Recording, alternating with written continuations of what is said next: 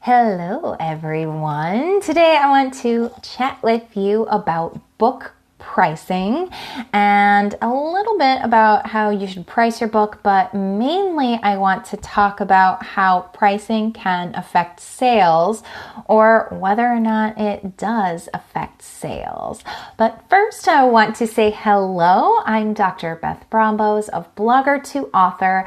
I'm a #1 best-selling author and I'm the author of 4 books, and I'm really passionate about making it easier for bloggers, content creators, and entrepreneurs to take their content and make it into a book that can help them build their businesses, build authority and credibility, and help build their status as an expert and a thought leader in their niche.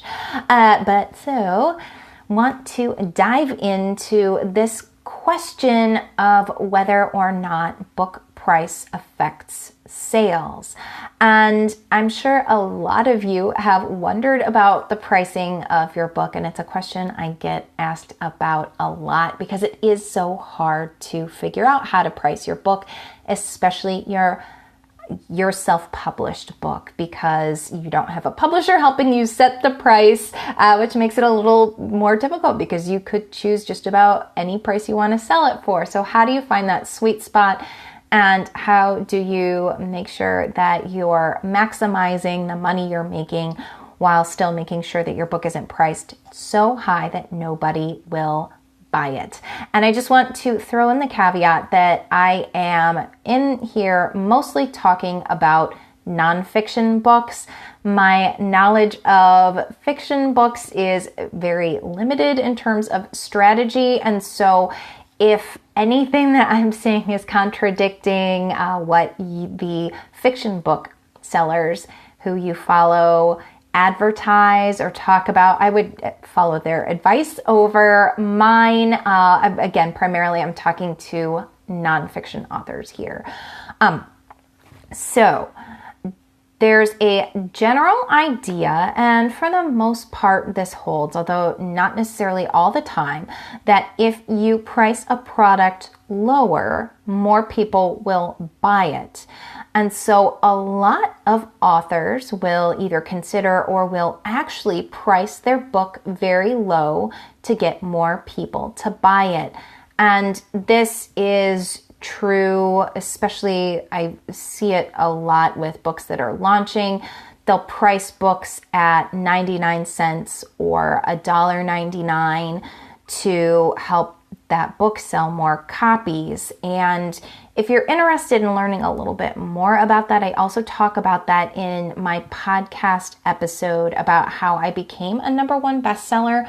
So you can head over to bloggertoauthor.com/podcast to find that episode, or find it wherever you download your podcast episodes from. But the general idea is, again, people will be more likely to buy your book if it's priced low. It's easier for them to say, oh, hey, sure, I'll buy this 99-cent book because it's only 99 cents. And so that may lead you to assume that you should price your book really low because that will entice people to buy it.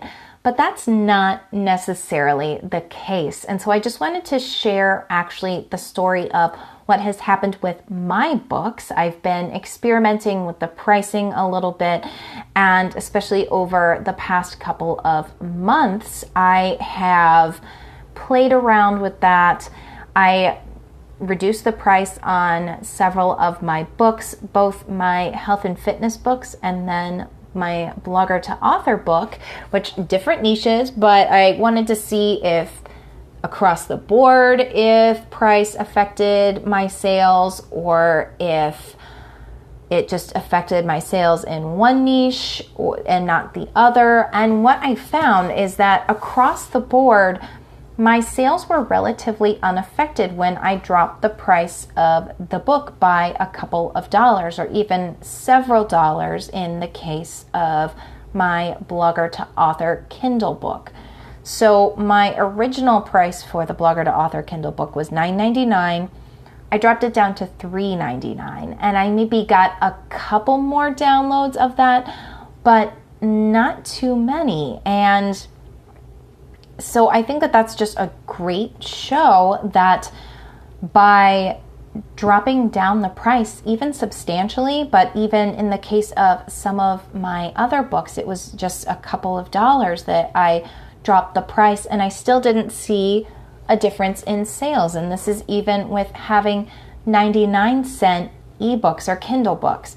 I didn't see a huge difference in sales, but it made a big difference to my bottom line. So for example, if I'm selling my ebook on Amazon as a Kindle book, and if I take it from $1.99 down to 99 cents to see if I'm going to make more sales, I'm literally losing half of my royalties. But if I'm not seeing any results, or if I'm selling one or two more books, it's absolutely not worth it for me to drop the price.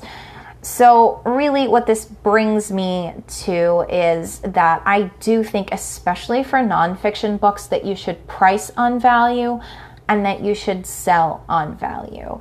And so, for example, I'm not afraid to put my Blogger to Author book back where it was price-wise. I don't know if I'll take the Kindle price, honestly, back up to $9.99, but I'll put it somewhere in the middle of where it was, because I know that it is valuable. And actually, I really, when I think about it, have no problem with it being $9.99, because I know that for $10, my readers can get the digital copy of that book, and it will help them create their own book. It walks them through everything. That is worth, honestly, way more than $10. So that $10 is a fair price. Same thing, I took the printed version of that book and I dropped it from $11.99 down to $9.99. Did it affect my sales? Not at all, but it was less take home for me, and honestly, I know that book is worth at least $11.99 for the same reason that I just explained is the Kindle version.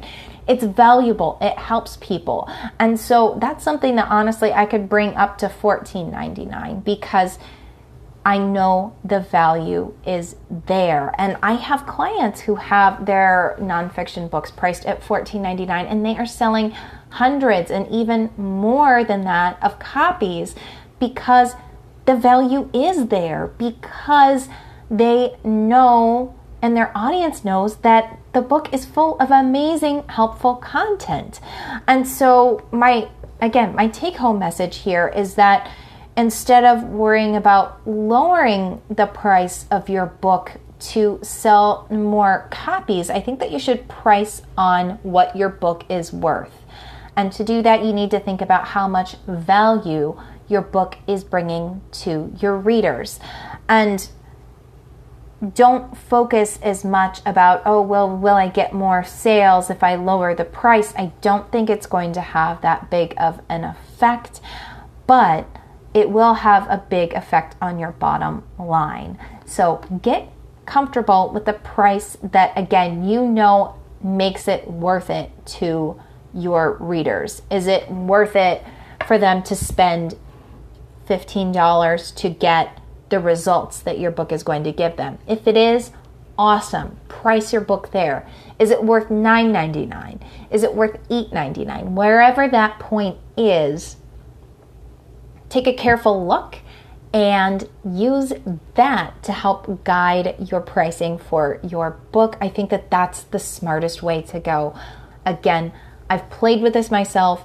I saw no difference for my personal books, and so I would suggest to you all to really focus on pricing on value instead of pricing on hopefully making something less expensive, so hopefully you'll get more sales, because that may not happen and you may be out money because of it, because you cut the price of your book. Okay, so as always, if you have questions about book pricing or anything else about the process of creating, writing, publishing, marketing your books, always feel free to contact me. If you would like to chat strategy about your individual book, whether it's where you should price it or how you should get the word out about your book, that sort of thing, get in contact with me. I would love to set up a discovery call to learn where you're at and to talk about how my services could help you out with that, or you could just sign up for a consult package and we can dive straight into strategy and how I can help you. To do that, go to blogger2author.com/services and you can learn more about all the ways that I can help you get your book out into the world or help you get your book in front of more people. All right, have a great day and I will talk to you soon. Take care and happy writing.